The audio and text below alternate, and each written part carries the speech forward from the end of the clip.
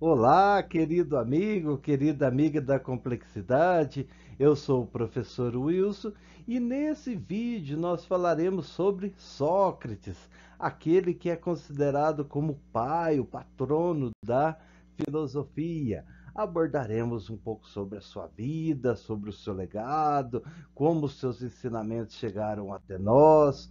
Falaremos sobre o método socrático, né? Em especial sobre a maêutica, que é o ato de você trazer uma ideia à tona, um conhecimento que está dentro de você, esse conhecimento vir à sua mente. Falaremos sobre as causas que levaram Sócrates à morte e como seus discípulos entenderam a morte do seu mestre. Esse nosso vídeo, ele faz parte de um curso que a minha querida professora Isabel Petralha e eu, nós daremos no CEP Edgar Morin. Então, esses vídeos aqui do YouTube, eles são vídeos introdutórios ao nosso curso. Seria como aquela matéria que você tem que estudar para a aula, tá? Então, você vai nos acompanhando aqui no YouTube, nas nossas redes sociais, no Instagram e no Face. Compre já o seu livro, tá? E depois você participa conosco desse curso. As informações eu deixarei nas descrições do vídeo. E para você que está chegando agora, por favor, se inscreva no nosso canal, curta o nosso vídeo, compartilhe com seus amigos e amigas e vamos para cima para tentar uma nova forma de conhecimento, uma nova forma de organizar a nossa sociedade. Nesse curso do método, qual será o nosso foco? Será perceber como que um filósofo aprende com o outro, como se dá o ato de filosofar, como que Edgar Morin ele aprendeu com os filósofos. E o que mudou na vida e no pensamento de Edgar Morin a partir da contemplação dos filósofos? Obviamente, isso tem uma grande diferença do modelo hegemônico, que é um modelo baseado numa forma de conhecimento mais racional, focando em disciplinas isoladas. Nós queremos um conhecimento que seja integrado, razão, emoção, fé, dúvida, ou seja, aquilo que nós seres humanos somos. Por isso, os convido a ficar comigo até o final desse vídeo, curtir esse vídeo aqui e nos seguir, tanto no YouTube como nas nossas redes sociais. Bom, o nosso querido Sócrates, ele viveu entre 470 AC a 399 AC. Ele é um filósofo grego. A gente começar a ressaltar, tá? O Sócrates ele tinha essa cidadania ateniense, mas a filosofia grega ela vai beber no Oriente, ela vai beber na África, em especial no Egito. Bom, o Sócrates ele é tido por muitos como o pai da filosofia, o patrono da filosofia. Até um tempo atrás, nós até dizíamos que os filósofos que vieram antes de Sócrates, eles eram chamados de pré-socráticos, né? E depois de Sócrates, pós-socráticos, né? Isso, obviamente, é um pouco preconceituoso, né? Porque os filósofos que vieram antes de Sócrates, né? Eles têm uma importância muito grande à filosofia e nós iremos vê-los ao longo de nosso curso, né? Heráclito, Tales, Pitágoras, etc. Né? Então hoje nós não utilizamos muito essa nomenclatura, né? Esses primeiros filósofos, esses filósofos que vieram antes de Sócrates, nós os chamamos de filósofos do cosmo ou filósofos da physis. Mas Sócrates, ele é essa figura central. Ele é uma figura que vai marcar a filosofia, né? Depois de Sócrates, a filosofia, ela começa a dedicar assuntos que são mais relativos ao ser humano, ao homem e à mulher, né? Não que muda, tá? Também é uma outra concepção que em geral se tem, mas não está muito certa, né? Por exemplo, o mestre Aristóteles, ele terá os livros de metafísica, né? Ou seja, que irão procurar a origem de tudo, tem os livros de física, etc, né? Bom, o Sócrates, ele era aquele cara legal, aquele cara que todo mundo se apaixonava por ele. Sócrates não deixou nada escrito, né? Aqui tem uma semelhança entre ele e Jesus, que nada escreveu, foram seus discípulos que escreveram. Sócrates também não escreveu. Então, como nós sabemos das obras de Sócrates? Nós sabemos das obras de Sócrates ou do seu conhecimento a partir dos seus discípulos, né? Em especial Xenofonte e Platão. Obviamente, Platão, ele tem uma obra muito mais vasta, muito mais consistente sobre o seu mestre. E também nós sabemos a partir dos seus inimigos, né? Daquelas pessoas que não gostavam muito de Sócrates, né? Isso vem desde lá da época antiga, né? As pessoas não gostarem, né? Inclusive, o mestre Aristóteles, ele fala, ó, se você não quiser uma crítica, a única forma é não fazer nada, né? A partir do momento que você faz algo, você começa a incomodar algumas pessoas, né? Mas também os convido, né, a ler essa obra As Nuvens de Aristófanes, né, que é uma obra muito boa, por sinal. Tá? É engraçada, é uma sátira, uma comédia muito bem feita, né? Mas aqui nós vamos dar uma especial atenção para as obras de Platão, né? Platão foi o discípulo amado, né? O discípulo que mais amou o seu mestre, né? Platão tem uma riquíssima obra, por volta de 37 diálogos, né? Nesses diálogos de Platão, em especial, Sócrates aparece como principal personagem. Em quase todos os diálogos platônicos, Sócrates é o principal personagem. Isso mostra como o mestre ele influenciou o discípulo, né? Então, Platão ele é altamente influenciado por Sócrates. Existe uma questão científica, né, que as pessoas tentam separar aquilo que é de Platão daquilo que é de Sócrates. Eu, particularmente, não gosto dessa visão, né?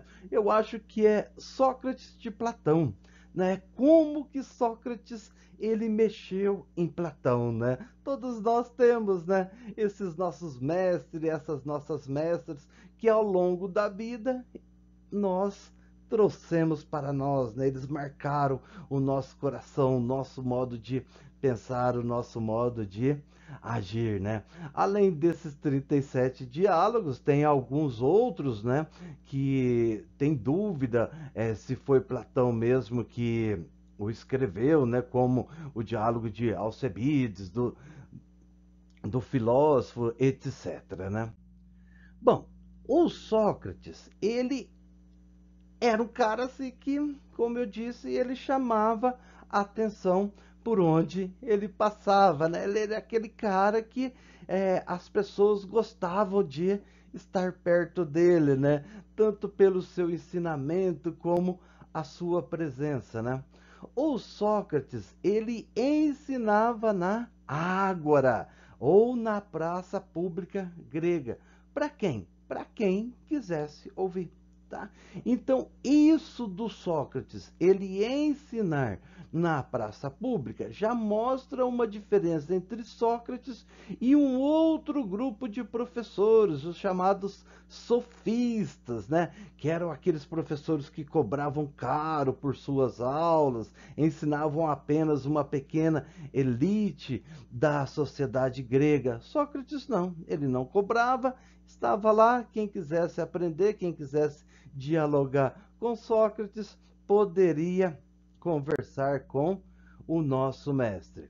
Um outro ponto que eu chamo a atenção aqui nesse vídeo é sobre as características físicas de Sócrates. Sócrates, ele era feio. Aí alguém pode falar, mas professor Wilson, por que que você está ressaltando isso? Porque a sociedade grega era uma sociedade que prezava muito pela beleza, muito pela estética, muito pela aparência. Até parece um pouco a nossa sociedade, né, que dá mais valor para a aparência do que para o ser. E o Sócrates, pelo fato dele ser feio, ele chamava a atenção. Então, o Sócrates, ele é aquele cara que chamava a atenção de todos e ao olhar para ele, você já deparava com uma pessoa que não tinha os padrões de beleza de sua época. A imagem acima é a imagem, é uma escultura de Sócrates, né? E embaixo nós temos o Sócrates com um dos seus discípulos, né? Que é Alcebiades, né? Isso mostrando uma relação de diferença, uma relação dialética, né? Que futuramente nós iremos falar entre o belo, que é o Alcebiades, e o feio, que é Sócrates. Entre aquele que é novo, Alcebiades, com o mestre que é idoso, Sócrates, né? Entre aquele que não tem conhecimento, Alcebiades, com o grande mestre do saber, que é Sócrates. Tá claro essa explicação, porque é interessante nós falarmos dessa característica feia de Sócrates, porque para a sociedade grega, o Sócrates chocava. Eu uma vez estava em sala de aula falando isso e uma aluna falou: Nossa, professor Wilson, você acha que você é bonito? Você até parece com Sócrates. Deixa aí nos comentários, eu pareço com Sócrates ou não? Uma outra vez uma aluna falou: Ai, professor, tadinho do Sócrates, ele é bonito. Sim, sim, o Sócrates aos nossos olhos, ele é lindo. Bom, um outro ponto que nós precisamos ressaltar antes de falar da teoria do mestre Sócrates é sobre o seu pai e a sua mãe. A mãe do Sócrates, Fainarete, ela era parteira, tá? Guarde isso. Qual era a profissão da mãe de Sócrates? Era parteira, ou seja, a mãe de Sócrates ajudava com que criancinhas, que bebezinhos viessem à vida. E o pai do Sócrates, o Sofronisco, ele era escultor. Aqui, para quem entende de artes e você trabalha com esculturas, deixe os seus comentários aqui. Os escultores dizem que a obra de arte ela está na pedra. O que, que o escultor faz? Ele vai lá e apenas ele vai lapidar aquela pedra, mas a obra já está lá. Ou seja, o escultor também ele traz à vida aquela escultura. Mãe de Sócrates, parteira. Pai de Sócrates, escultor. Bom, quando nós falamos de Sócrates, nós temos que ter em mente uma frase que é atribuída a ele. Qual é a frase? Uma das frases mais famosas de Sócrates. Só sei que nada sei. Essa frase, talvez desse jeito ou dessa forma, ele nunca tenha dito, né? Mas isso ficou para a tradição. E o que que significa esse só sei que nada sei, né? Significa que o Sócrates era aquele que ele partia do princípio que ele não sabia. Se ele não sabe o que ele faz, ele vai atrás do conhecimento. Se você acha que você sabe de algo, você não precisa evoluir. Você só vai evoluir quando você achar que você não sabe. Isso vale para todas as áreas. Um grande atleta é aquele que está sempre procurando o crescimento, sempre está procurando a evolução.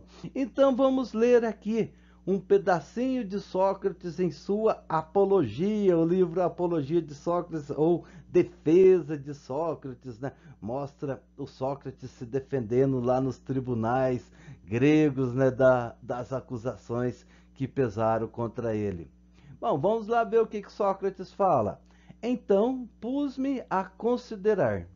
Eu sou mais sábio do que este homem. Então, Sócrates está falando, eu sou mais sábio que este homem, ou seja, aquele que estava debatendo com ele. Pois, ao contrário, nenhum de nós sabe nada de belo e bom. Então, o que Sócrates está falando? Ó, eu sou mais sábio que esse homem. Por que eu sou mais sábio que esse homem? Porque nem ele, nem eu sabemos nada. Mas aquele homem, o seu debatedor, acredita que sabe alguma coisa, sem sabê-la.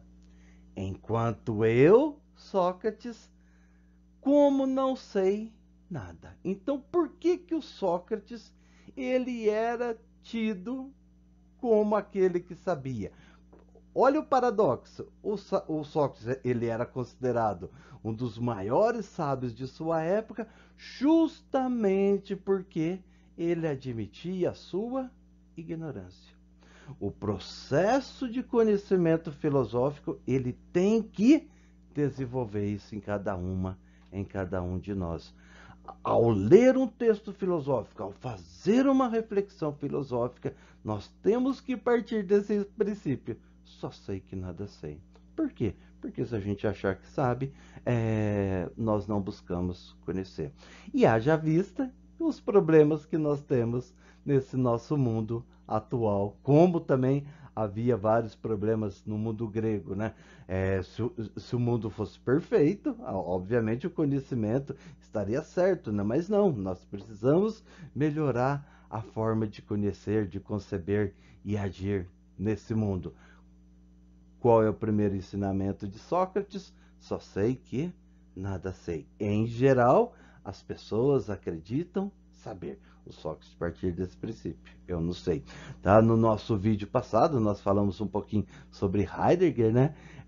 O Heidegger ele vai falar uma coisa parecida, né? Que nós temos que suspender o juízo, nós temos que fazer uma destruição do saber, ou seja, colocar ele um pouquinho de lado para tentar alcançar um novo conhecimento, uma nova forma de pensar.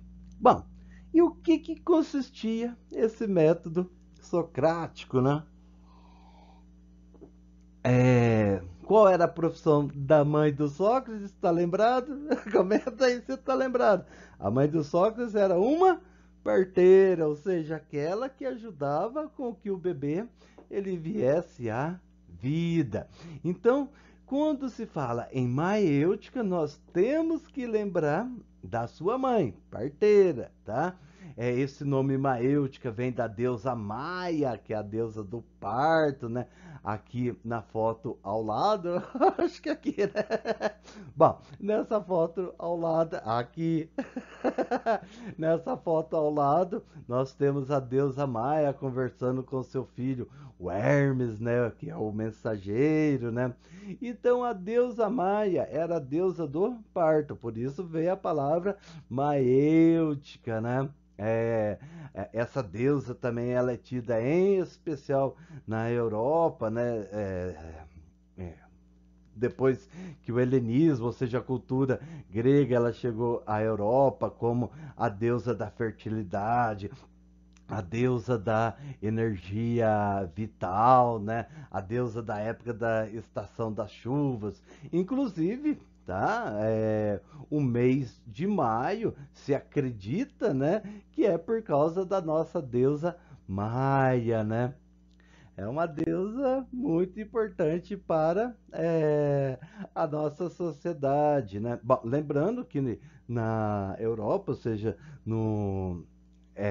a primavera, ela se dá em maio, né? Diferente daqui do Brasil, em que o maio é o princípio do outono, né? Lá não, era da época de chuvas. Bom, vamos ver o que o mestre Sócrates agora ele vai falar então dessa sua arte de parir, dessa sua arte de maêutica. Maêutica, lembrando da nossa deusa Maia, ou seja, trazer a vida. Bom, Sócrates diz: a minha arte obstétrica tem atribuições iguais às da parteira. Então, o que o Sócrates faz?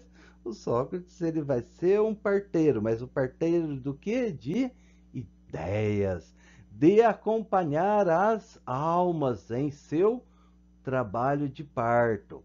Porém, a minha arte consiste na faculdade de conhecer de pronto se a alma dos jovens está na imanência, ou seja, está naquele momento de dilatação, né, que rompeu a bolsa, né, ou seja, aquele momento de nascer a criança, que é o contrário, a ideia, o conhecimento, né, de conceber uma quimera, ou seja, uma fantasia e falsidade, ou fruto legítimo e verdadeiro. Então, o que o Sócrates ele tinha? Qual que era a pegada do Sócrates? Ele olhava para aquele jovem, naquela conversa com o jovem, o Sócrates ele ia caminhando, caminhando com aquele jovem até perceber se aquele jovem ele estava pronto para parir uma ideia.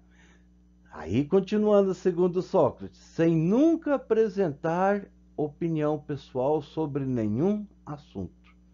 Tá? Olha, isso é interessante. Essa ideia, esse conhecimento, viria de quem? Do seu interlocutor. Tá? Era dentro daquele interlocutor que o Sócrates iria buscar aquele conhecimento, como a parteira ajuda a vir uma criança. O Sócrates não ficava falando o que era certo, o que era errado. Aquilo tinha que sair de dentro daquela pessoa que estava no debate com Sócrates. Justamente, aí segundo Sócrates, por carecer de sabedoria. Gente, muito simples.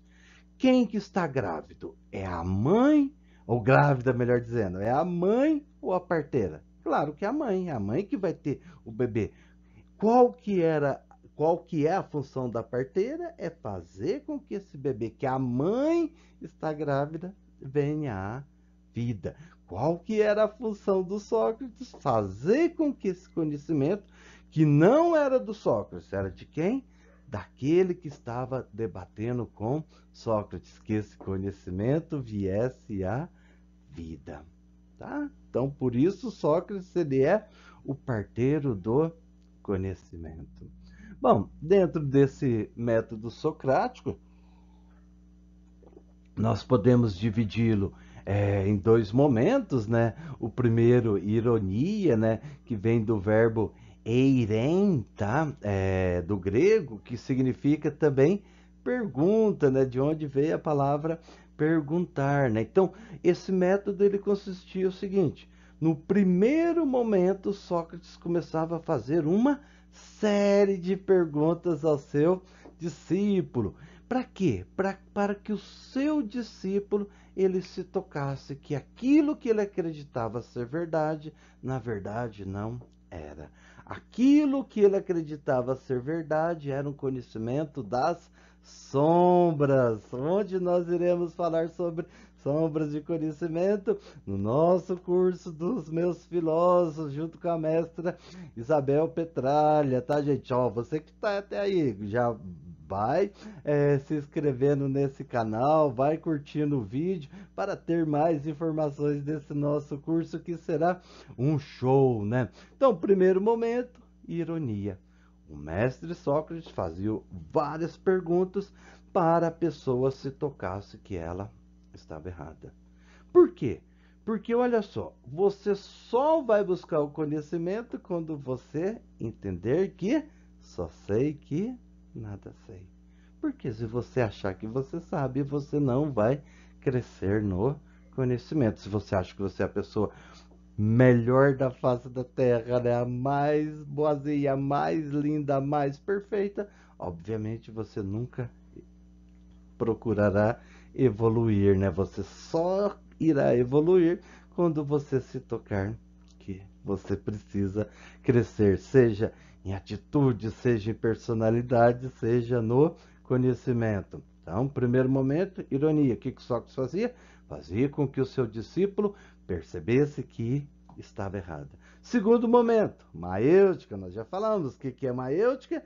Trazer esse conhecimento que estava à tona. Esse conhecimento agora ele vem à mente, ele vem à vida. Ou seja, o Sócrates fazia com que aquele seu aluno, aquele seu discípulo, aquela pessoa que estava debatendo com ele, ela desse as respostas. Onde está a resposta? Dentro de cada um de nós, tá? Ninguém pode falar para nós o que é certo. Para Sócrates, a verdade está aqui dentro. Condenação do Sócrates, né? Então, o Sócrates foi julgado, né? Essa pessoa tão linda, mas é assim mesmo, tá? O Sócrates, ele incomodava, né? Toda aquela pessoa que tem essa vontade de fazer com que os outros reflitam, com que os outros reflitam, ela não é bem-vinda, né? Então aqui nós temos uma imagem do julgamento do mestre Sócrates, né? E o Sócrates aqui está se defendendo, né? Que seria aquela citação lá da apologia ou defesa de Sócrates, né? Que tanto Xenofontes como Platão escreveram, né? Platão um pouquinho melhor, né? Platão tem mais amor ao seu mestre. E teve três motivos que é, apresentaram contra Sócrates. O primeiro é religioso, né? Falaram que o Sócrates não reconhecia os deuses da cidade. O segundo, tá? O que o Sócrates estava querendo introduzir novas divindades. Gente, isso aí também é uma coisa meio normal, tá? Na história, né? Se nós pegarmos Jesus também, Jesus foi acusado de heresia, né? E outros tantos que sofreram por causa desse preconceito religioso, né? Então o Sócrates ele teve essa acusação, né? Não reconhecer os deuses da cidade e introduzir novas divindades. E a terceira era por corromper a juventude. Ou seja, o Sócrates, aquele que fazia as pessoas refletirem, ele foi acusado de corromper a juventude. O nosso querido Morrazinho também, muitas pessoas fazem acusações contra ele. Algumas a gente até ri, né? Porque é tão absurdo, né? Mas vamos ver, tá no nosso curso, tá, gente? A Isabelzinha tá preparando com muito amor esse nosso curso. E eu também, tá? Bom, então Sócrates ele é condenado à morte, né? Os seus discípulos, né? Em especial Crinton, né? Ele tenta fazer um plano de fuga. O Sócrates fala: não, tá? Não vou fugir da morte, não, né? Eu não posso, como fala, ir contra as leis da cidade, né? Vou assumir isso até o fim. Os seus discípulos ficam todos desesperados, né? Mas o grande Sócrates, ele tenta dar uma acalmada, um ânimo, fala, não, o que é isso, da gente? Calma lá, a morte não é o fim, né? O filósofo, ele tem que se preparar para a morte. Uma coisa interessante, né? Tem um ditado latino, né? Que nós sempre temos que lembrar da morte, né? Se nós lembrarmos da morte, que nós teremos uma vida mais digna, né? Não que a gente vai ficar pensando sempre na morte, mas que nós temos que nos preparar para morrer. O que é preparar para morrer? Ter uma vida que vale a pena de ser vivida, né?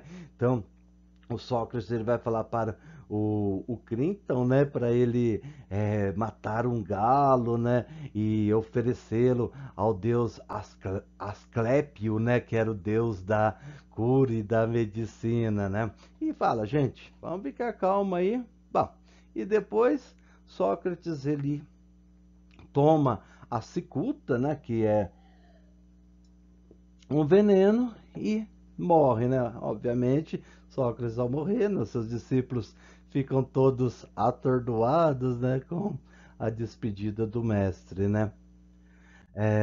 Aqui temos algumas referências do que nós usamos para essa aula. E meus queridos, se você chegou até aqui, se inscreva, por favor, nesse canal, dá aquele seu joinha que nos ajuda a divulgar esse nosso curso, né? Também compartilhe com seus amigos, suas amigas, em especiais aqueles e aquelas que gostam de filosofia, né?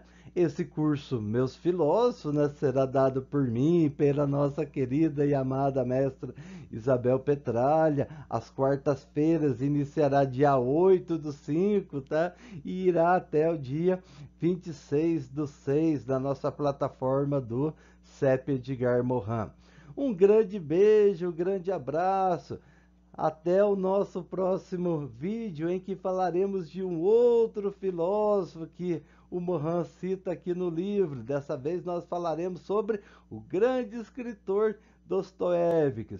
Beijo, abraço e até mais, gente. Tchau.